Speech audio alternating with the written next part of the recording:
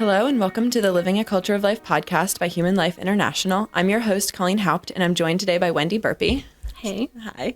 And Wendy Burpee is the executive director of Genesis Women's Clinic of Pottstown and Phoenixville.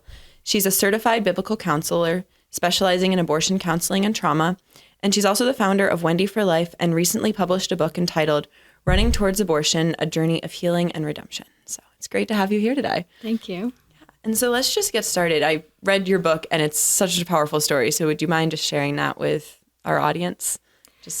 Sure. So I started that about 2.5 years ago and just felt that God was leading me to be transparent about the difficult past that I had. And, maybe not too typical of a past because I was raised in a Christian environment, went to a very good Christian school. And so you wouldn't expect somebody who had been raised that way to go out into the world and choose abortion.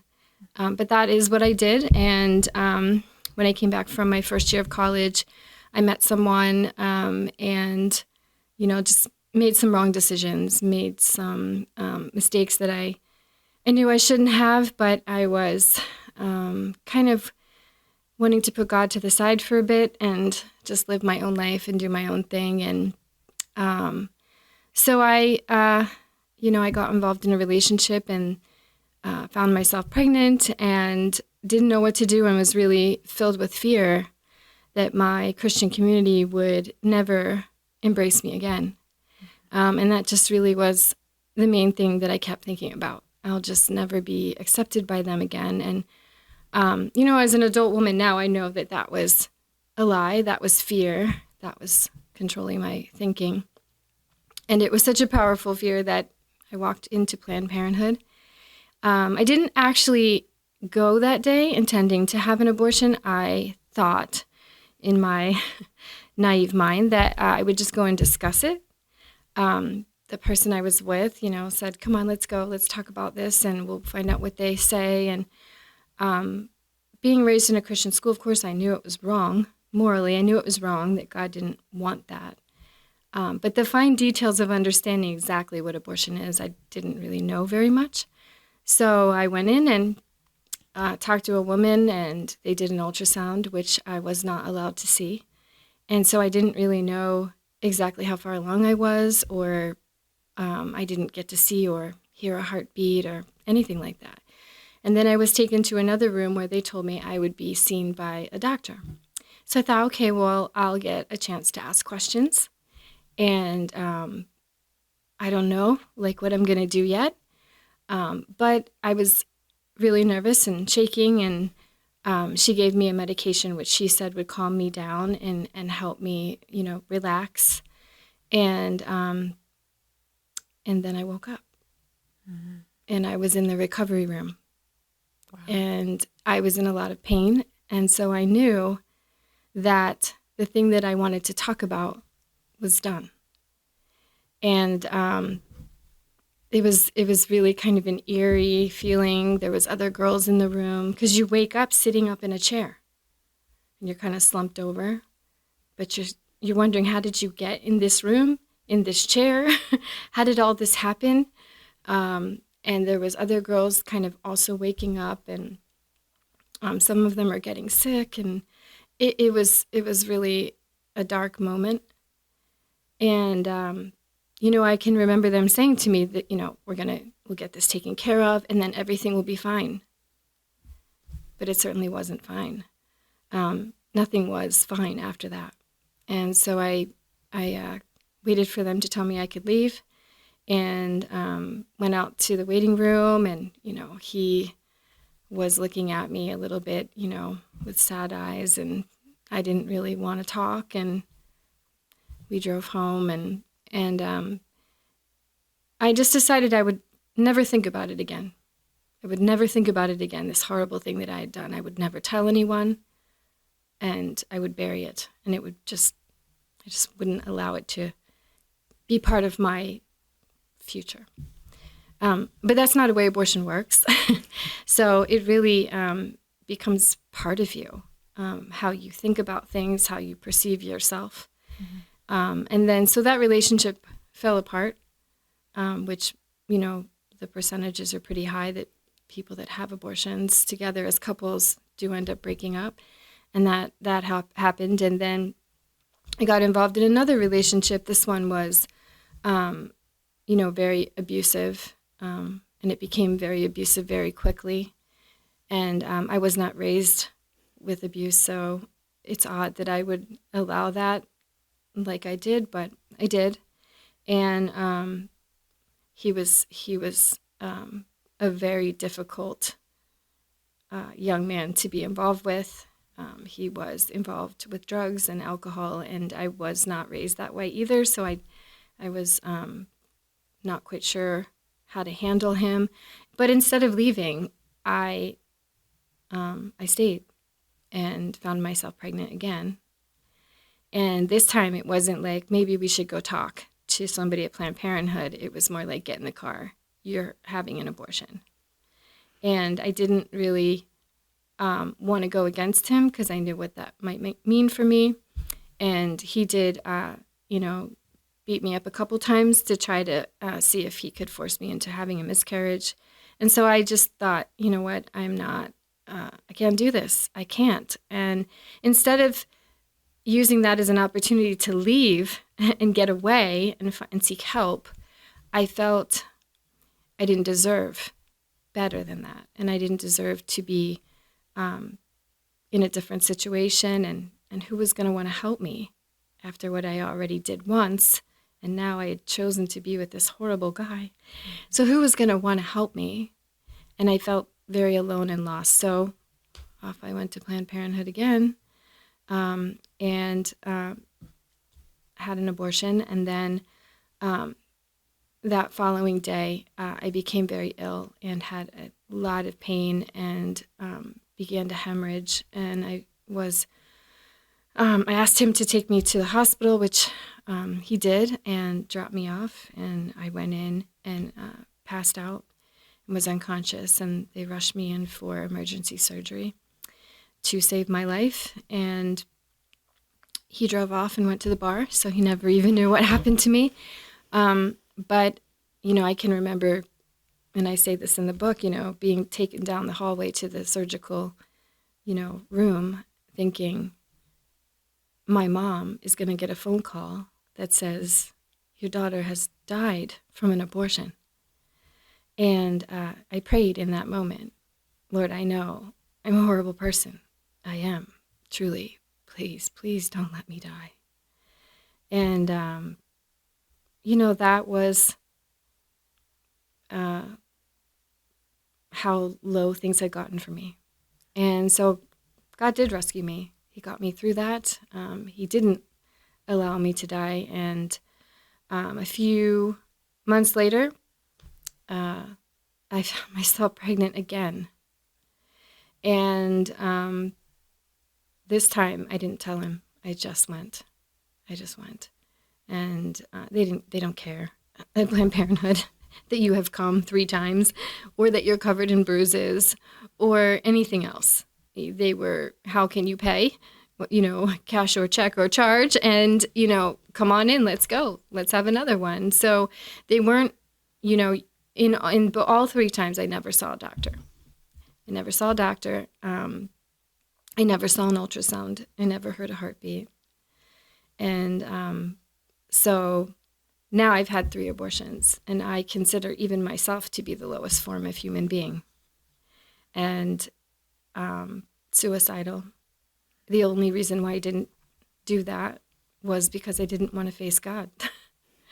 I still believed in God, and I respected God, and I didn't want to have to face him, and I didn't want to hurt my parents. So it was a very hopeless time. I didn't know what my future looked like, but it looked dark at that time. And then a young woman who I went to Christian school with, her and I kind of reconnected, and we're just chatting a little bit, and how was your life, and how was your life? And she was had just married a seminary student who was going to become a pastor, just the polar opposite of everything I was in my life. And she started looking in on me and realized I was in trouble. And she really went out of the way to help me, and came to my apartment with my now husband, Brad, and her husband, and they, packed up my apartment and said, no more, you're not going to live like this anymore. You're not going to get beat up anymore. That's enough. And they helped me move out. And, a lot of things happened in that process, but it was a complete turnaround of the way I had been living. And it was a long road to recovery and, healing, kind of just barely getting started at that point. And of course, I asked the Lord to forgive me, and he did. And went back to church. That was really hard. But 2 years later, I got married, and we had a family right away, which is such a miracle with the damage that was done to my body that I could even have kids. Is a miracle. And so I had, 3 kids really close together, and you're busy with your life raising your kids. And that was wonderful. And then I really started to feel that God was calling me to do something to help women, but was not thinking about abortion at all because I had only told my husband. So it wasn't like that was a topic that I was even considering getting involved with anything to do with that. And a girl from my church said, hey, the pregnancy center is hiring. And I was like, well, that's nice. What does that have to do with me? And I almost felt like, why would she even ask me that? Can she see it on my face? So I thought, okay, help women and babies. That sounds cool. I can do that. Not really realizing all that abortion, clinics that are against abortion do. So I got hired for the job, and I was very excited. And then a woman came in one day and was actually talking about, I'm not going to have this baby. And I was like, wait a minute. I can't have you not have your baby. Like, hold on. And, I listened to her for a little while, and then I said, listen, there's something I want to tell you. And I told her my story and how traumatic abortion truly is. Mm-hmm. And she did not want to do that. And she did not want to take the life of her own child. And it would be not something that would be easy to live with. And I gave her every bit of truth I knew at that point when I just barely started the job. And she didn't have an abortion. Mm-hmm. And I was like, okay, wait a minute. All right, God, what are you trying to do here? Like, is this what you want for me? Do you want me to tell people my story so that they know that I truly understand where they're coming from, first of all? I really, really get their fear, but to push them away from the option of abortion. And so it became like this path of I've got to start telling some people. I mean, the board didn't even know where I worked. Mm-hmm. My children didn't know. My parents didn't know. And I kind of felt like God was going to make me tell. And I wanted to submit to whatever he wanted me to do. I just wanted, I wanted to do what he wanted me to do. And I would say that. I would pray in the morning before work, okay, Lord, I have no idea what I'm doing here, but please just, whatever it is, I'll do it. And, the telling phase began, telling my board, and they were wonderful and amazing, and telling my kids, really, really hard. Really hard. My boys were so supportive and amazing. My daughter, that was really hard. Yeah, she cried, and she just said, Mom, it's just weird to think that there were others. Mm-hmm. There were others that should have been here with you, and just a lot for her mind to wrap around at that moment. But she was very loving towards me and really great. Then my parents, oh gosh, that was like being 12 years old all over again, going home to sit down and talk with them and explain what had happened and what I was planning to do, and possibly, in the future, sharing it with women's groups and other organizations if it was going to help other people. And my dad was very worried about that. Mm-hmm. He was very worried about that. And I just assured him, I was like, look, Dad, it's going to be okay, because I'm only going to do it when I know that this is what God wants. If he sends me somewhere to tell my story, I'll go and I'll do what he wants. So it's going to be okay. It's going to be fine. So that's kind of, what's been happening. And then I decided, I'm going to write this book. I'm going to put it out there, because there's 64 million of us out there, women that have suffered with the trauma of abortion. I want them to be able to get this book. It's an easy read. It's a quick read. I think I read it in a day. Yeah. Yeah. Yeah. And that's my publisher, who was really a great guy. He said, that's what you want to do. You really want it to be something where people will finish it. You know how many times people, I read this great book. You really want to read it. And I have like stacks of books in my office, like literally stacks of books that I'll probably never get to, even though they're great books. So I just wanted it to be super quick and easy to read, to women that have had an abortion, so they know they're not alone, to young people that are kind of like, is it really that big of a deal? Yes, it's a really big deal. And just to the church. The church needs to really understand what's going on out there and stop sitting there and doing nothing about it, and really step out and stand for life. So, it's out there and it's available to people, and it's been great, because I'm hearing a lot of feedback about people that have read it and they're giving it to someone they know who needs it. Mm-hmm. And that's what I really love hearing. My girlfriend told me she had an abortion and she still cries about it 20 years later. I gave it to her. And I'm just, that really makes me happy. That's beautiful. Yeah. Yeah. So I guess we kind of talked about this a little bit, but what problems did it seem like the abortion was going to solve? Like, what was your, mindset going into them? Like, I guess just like from your experience, because then it translates for other women who might be in similar situations. Yeah. I feel like I've, two different relationships I was in. The first one, of course, I just feel like the judgment of a baby before you were married was back then more so than now. Mm-hmm. But in the Christian culture that I was raised in, that was not going to be good. I didn't want my parents to be ashamed of me and embarrassed. And I was young. I was, 20 years old, and I didn't know how I was going to handle that situation. And I had kind of moved out of my house. My parents had kind of said, you should move out, because I was seeing this guy who they didn't like. And so it was difficult, because I just felt like he's all I have. So he thinks I should think about it. Mm-hmm. So I guess I should think about it. And I wish I had been able to go to a pregnancy center instead and talk to them first, but I didn't know they existed in the world. So it was just so much fear. And fear is what is driving women into the door of Planned Parenthood every day. And our women aren't even taking 10 minutes to stop to think about it. They find out they're pregnant.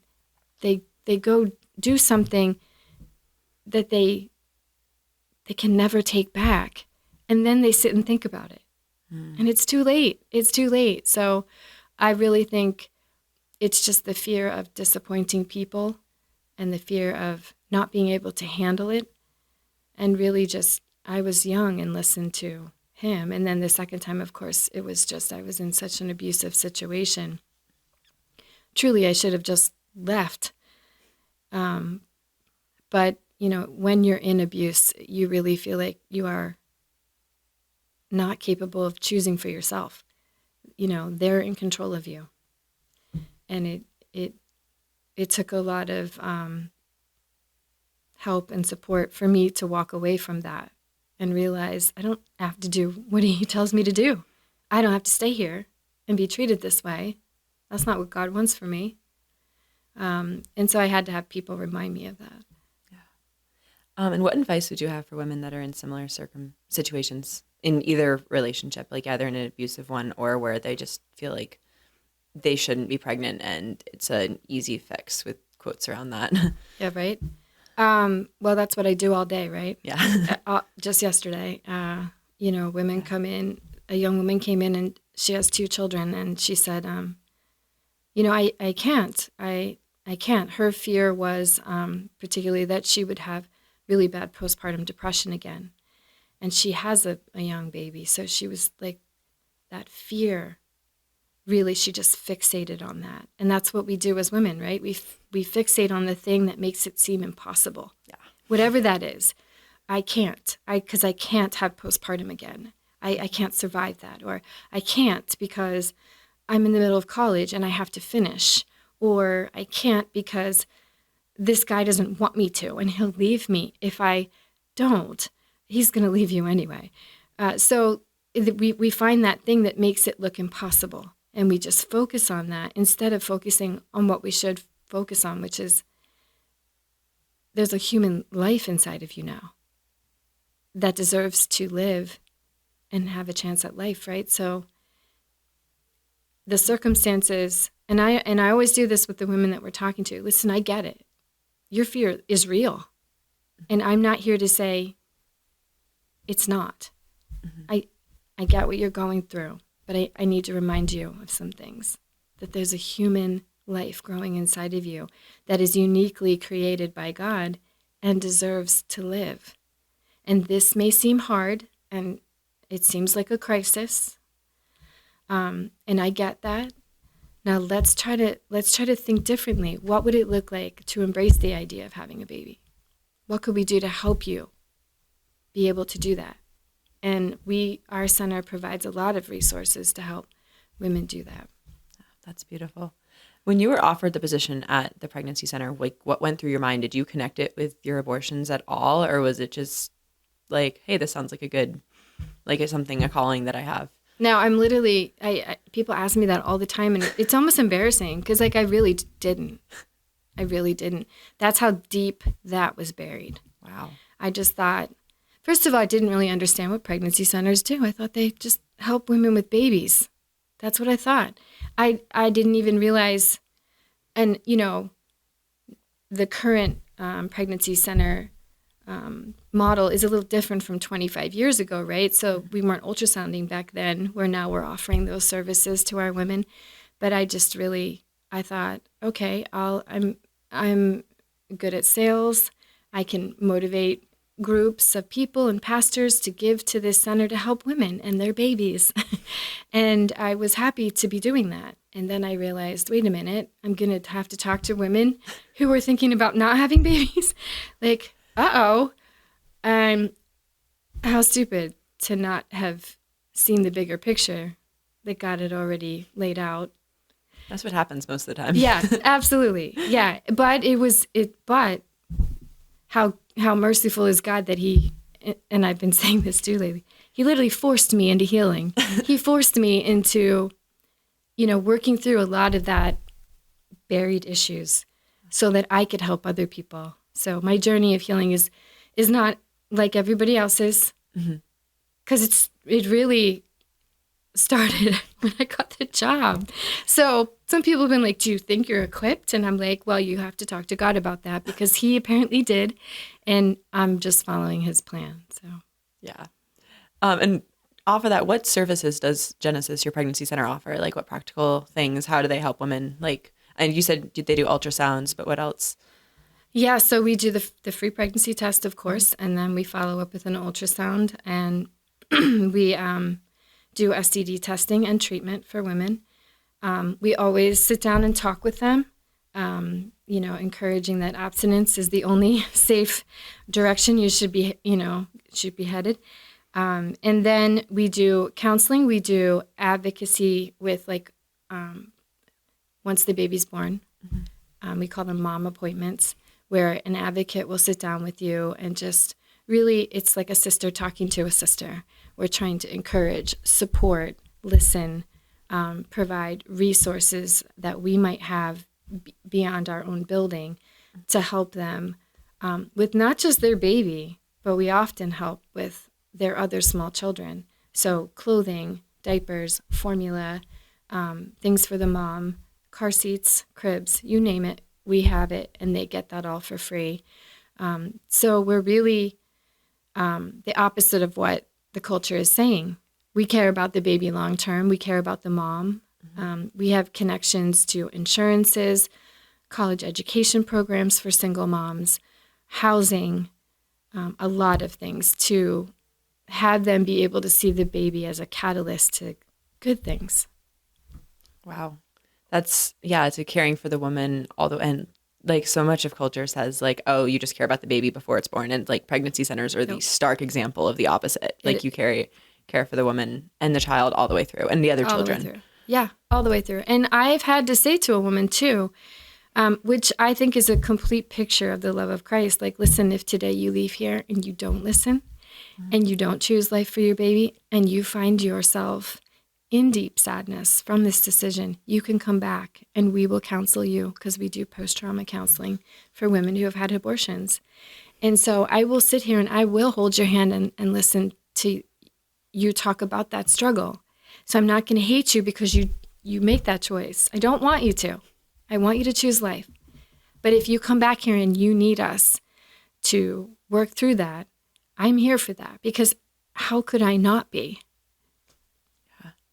And so based on your experiences working at a pregnancy center, what are some common reasons that women come for like abortions? Like, is it because they're pressured into it? Is it usually external circumstances?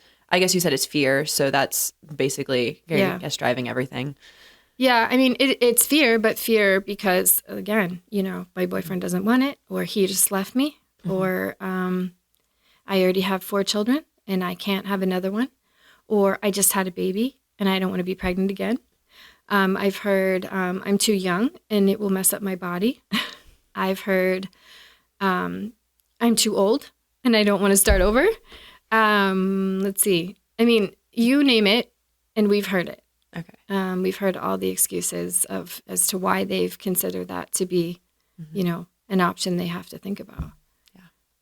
And then how can our listeners best help people who, like women who are considering abortion? Like if they encounter a daughter or a sister or a friend or somebody who's considering an abortion, do you have any practical tips of like what they can say, what they can do to help them choose life? Right. Yeah. So I think that's really important. And that's something, I was just at a school and the kids were looking at the book and I was like, this is a great thing to read because I need you to be equipped for when your friend says to you, uh-oh, I think I'm pregnant. What should I do? And you're being given truth today. So I want you to share that with your friend. So I think it's important that pro-life people know the facts of life, that life begins at conception. And we know that. There's a great video called the Miracle of Life video that shows the spark of light when the sperm and egg come together and the development, how fast it happens. And by 5 to 6 weeks, there's a heartbeat that can be heard because we hear it all the time in our center. And it isn't your body to do with what you want. It's a separate body growing inside of you, another human being. And it's a miracle. And there can be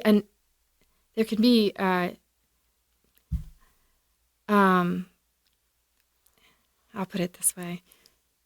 Women say this all the time. It's fine. I'll just have another one later. Mm. As if to say the one that they're pregnant with now isn't valuable, isn't important.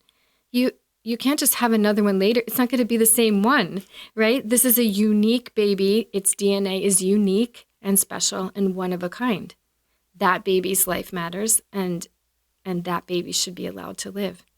So, there's a lot of, we live in a culture that's not the messaging they're giving our young people, but, that really is the truth.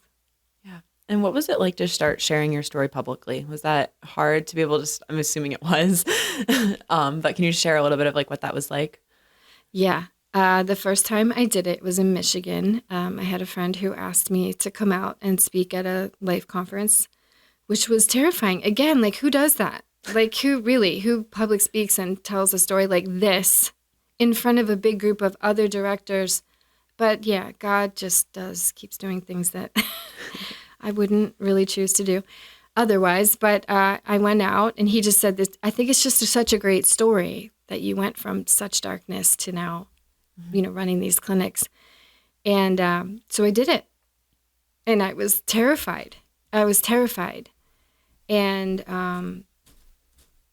people, were gracious and they were kind to me and they were very supportive. And then, I went home and, a couple moms group asked me and a women's group at a church. And this group would ask and it got a little easier. And we're just, growing the center and trying to do this great work. And depending on what kind of week you have, like if you feel like you're really doing great work and you're just succeeding and you're saving babies, and then there's weeks where it's hard because you're not sure that you saved that baby and you have to go home and kind of give that situation over to God in prayer. But